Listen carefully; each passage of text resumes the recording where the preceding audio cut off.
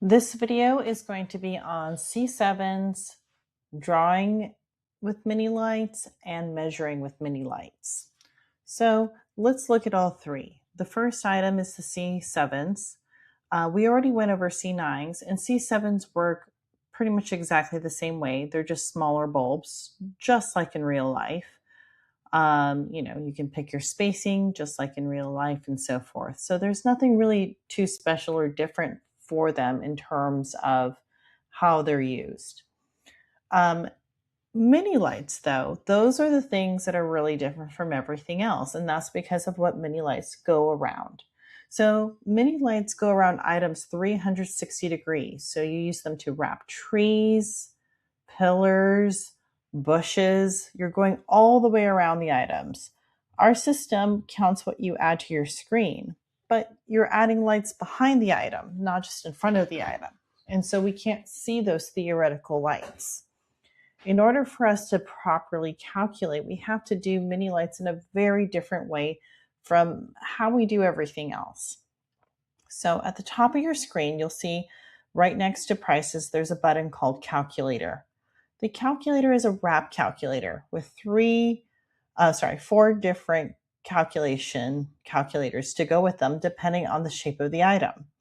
We have round pillar for round pillars and for the trunks of trees because they have a similar shape. Rectangular pillars, pine trees, or it can just simply be for a tall tree bush that looks the same shape as a pine tree. And then finally, deciduous trees. A deciduous tree is just a tree with a main trunk and then it has a mushroom top canopy.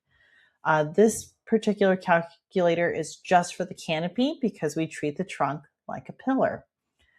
So in this case, you can use it for both deciduous trees and you can also use it for bushes as well because a bush is kind of like a tree without a trunk. All of these, though, they all ask for the same information. What is the height of your item? What is the width of your item? And what kind of spacing do you want in between each layer as you are wrapping that item? So are you using your hand to space out all the lights uniformly as you go up? Is that 5-inch spacing, 6-inch spacing, 4-inch spacing? That part is up to you as a designer, how loose or tight you want your spacing to be. If you are an administrative assistant, this is a great time to get with the owner or another designer to discuss what is that spacing going to be for different items.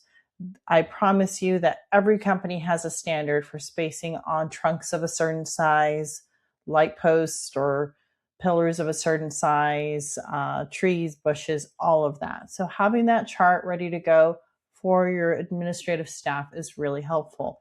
But everything else we can get straight from the software, the height of the item and the width of the item. And I'm going to show you how right now. So one, you do want to make sure you're in the right depth. So we're able to use the known measurement between these two peaks because this tree's right up against the house. If it was further forward, we would need to use another yardstick further forward. But for this particular item, it works. So we'll go to our mini lights. We can select whatever color we want because we're going to erase these anyway. I would just go with your smallest spacing available. And you're just going to draw a line from top to bottom on your item. And then pick another color and draw a line from left to right for the greatest width of that item. So when we check our estimate, I can see that this tree is approximately 10 feet tall and about 4.5 feet wide. So you'll see 10 feet tall, about 4.5 feet wide. This feels approximately correct. So I'm going to hit my undo buttons at the top just to get rid of them. And now I can go to my calculator and I know we have 4.5 on the width and 10 feet on the height. The spacing is really, again, determined by what your company standards are. So I would say, I wouldn't go any wider than 6 inches on this particular tree. So that would be a 1/2 foot. So now I know I'm going to need 216 feet of mini lights to do that tree. Now, you're purchasing your mini lights by the strand. Most strands, 95% of the time, are going to be 24 feet long, but that could be different for you. If you're buying from a particular vendor whose lit length might only be 22 feet, or maybe it's a little longer at 26 feet. So if you're not sure how long your mini lights are, just look at the package, or you can go on the vendor's website and look at the lit length and simply divide that in to your number. So I would take the length of my mini lights, which again, for most of you is going to be about 24 feet, and I would divide that into 216. Then I know how many strands of mini lights I am going to need. After that, in your quick estimate, we don't have anything added here yet, so I'll just add a little bit of light so we can see something.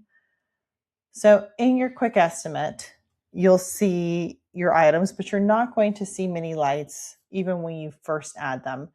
And that is because we're calculating them a different way. So you'll use the export button to export into Excel. Once it opens up your Excel page, from there you can add in your mini light line. So whatever that amount was for you, and then divide that by your strands. So in this case, we would need about 9 strands for 6-inch spacing going all the way up.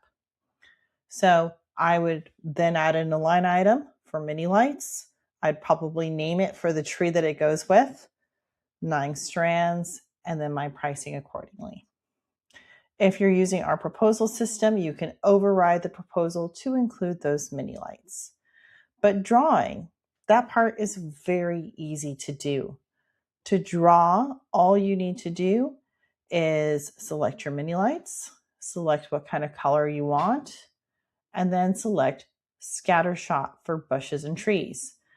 You can choose from a low, medium, or high density. The further back the item in the photo, the higher you can go with density. So if it's in the midground of the photo, I would do medium, and if it's right at the front, I would do low. So all we had to do was circle our item, and it's added the lights. Click, circle, release. That's it. Very easy to do. If you need to shift around, like let's say I'm going to purposely draw this a little crooked here. Let's say I kind of drew off to the side just a little bit. If you click exactly on top of one of those lights, you can move the whole set of lights. That way you can adjust it if you need to. You can also use this to help you duplicate or create more if you need to. But it's really fast and it's really easy to do. The exception to this would be if you are adding lights to, let's say, a pillar or something else like that.